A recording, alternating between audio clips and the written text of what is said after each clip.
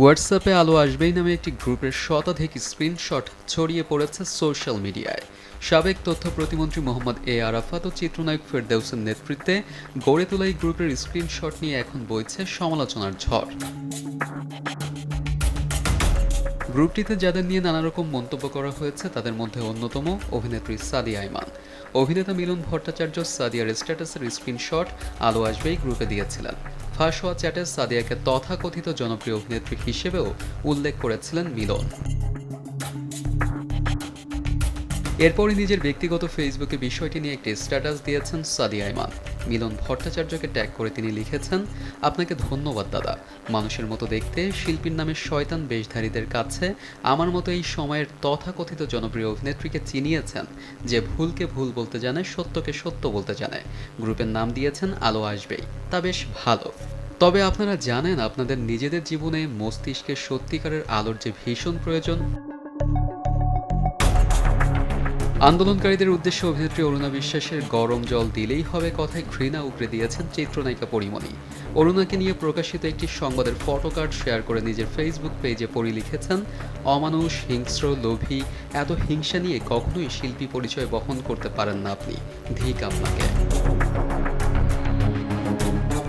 এই গ্রুপের নির্মাতা মোস্তফা সরোয়ার ফারুকীকে নিয়েও কথা হয়, ফলে ফারুকী বিষয়টি স্বাভাবিকভাবে নেননি। এটিকে মানবতা বিরোধী আখ্যা দিয়ে সরকারের দৃষ্টি আকর্ষণ করে ফেসবুকে বিচার চেয়েছেন তিনি। ফারুকী লিখেছেন, এটা নিশ্চয়ই বেদনার যে আমাদের দেশে শিল্পীর সাইনবোর্ড নিয়ে এমন লোকজন ঘুরে বেড়াতো যারা গণহত্যায় প্রত্যক্ষ উস্কানিদাতা, অথবা কেউ কেউ নীরব সমর্থক ছিল। এরা শুধু শিল্পী হিসেবে না, মানুষ হিসেবেও নিচু প্রকৃতির।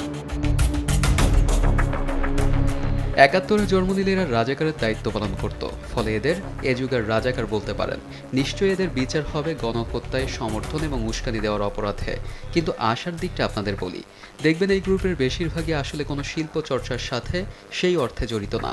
আমাদের মেইন স্ট্রিম মানে টেলিভিশন, ওটিটি এবং ফিল্মে যারা প্রধান শিল্পী, তথাকথিত এফডিসি বোঝানো হয়নি মেইন স্ট্রিম শব্দটা দিয়ে। অভিনয় শিল্পী বা ফিল্ম মেকারদের কেউই এদের সাথে নাই, এরাই আমাদের প্রেজেন্ট অ্যান্ড ফিউচার। এছাড়া স্ক্রিনশটগুলো নিয়ে সমালোচনার মধ্যে আলোচনায় উঠে এসেছেন গ্রুপে থাকা ১৬০ সদস্যের নাম। এই সদস্যদের তালিকায় রয়েছে অভিনেতা ফজলুর রহমান বাবুর নামও। এবার বিষয়টি নিয়ে মুখ খুলেছেন তিনি।